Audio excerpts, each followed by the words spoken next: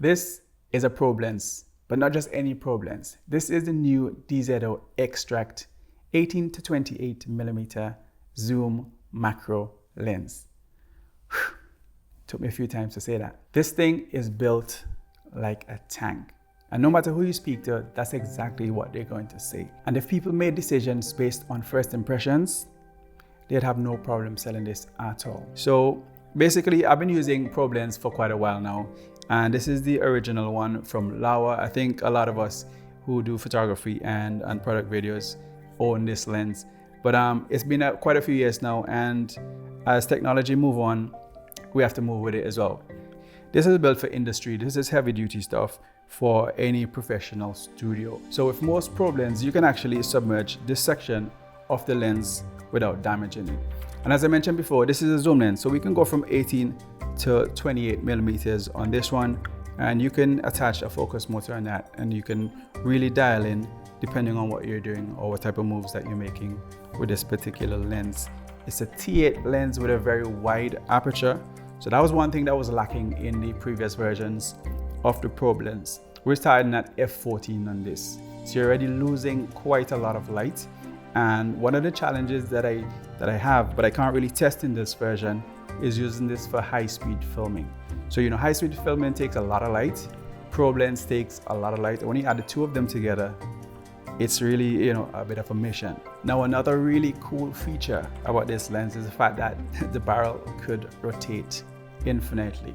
So you can rotate this using a focus motor, for example, or just freestyle it like that. But that's going to come at a price, because in order for you to do that, you're going to have to forego the control on your focus and your zoom as well, because the whole barrel, everything from this point onwards, is free rotate. So you can't really have that locked into any focus motor gears when you're using this particular mode. And when you're not using this feature, there's a handy locking mechanism right here so that you don't unintentionally rotate the barrel. Now, from a physical point of view, if we look at both of these lenses side by side, we can see this is substantially bigger and it is heavier as well than the original probe. And physically, there's not much of a difference in length with two of these lenses. The gearings on this lens is super smooth.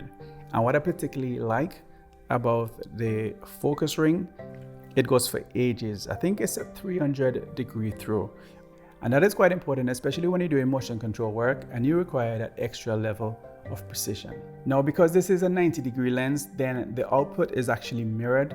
So you're gonna have to correct for that in post-production. Another feature which is actually expected on a professional bit of kit is that this is a parfocal lens. So that basically means that throughout the zoom range, the focus doesn't change. The focus is not affected as this lens moves through from 18 to 28 millimeter. Now, close focus is a thing that we've been used to with probe lens, and this lens is no different. It's got a minimum focus distance of 6 millimeter. That means you can get super close up onto the object.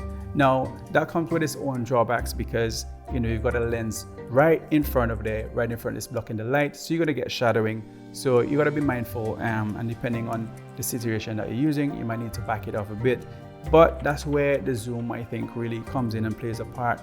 So if you have to move the lens back a little bit, then you can adjust that and get a little bit closer by using the zoom. Now, the 90-degree one has its own unique perspectives, and sometimes you got to remember that it's a 90-degree lens. So depending on how you're driving it, you might want to kind of get your head around where this is actually looking. Now, one of the challenges that we face with probe lens due to its length is wobbles and shakes. So really trying to get a smooth shot handheld with one of these is probably not the best way to go.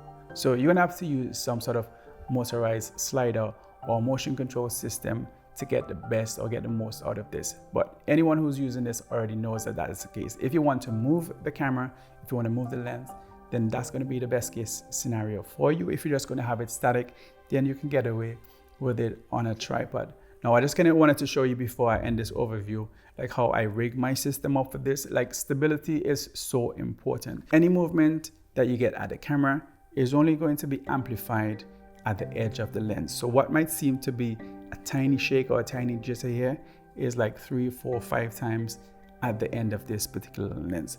So when I'm mounting it to my rig, I make sure that it is secure. So when using a motion control robot, for example, there's 3 main sources of vibration or shake, and we try to mitigate down as much as we can. So there's shake between the lens and the camera mount. So we try to stabilize that. There's shake between the camera and the robot mount. So we're looking to stabilize that as much as we can.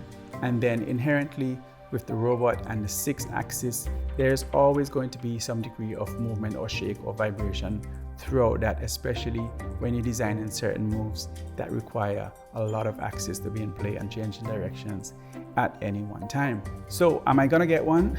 Most definitely. Absolutely gonna get one of these. It's time for an upgrade to this baby here.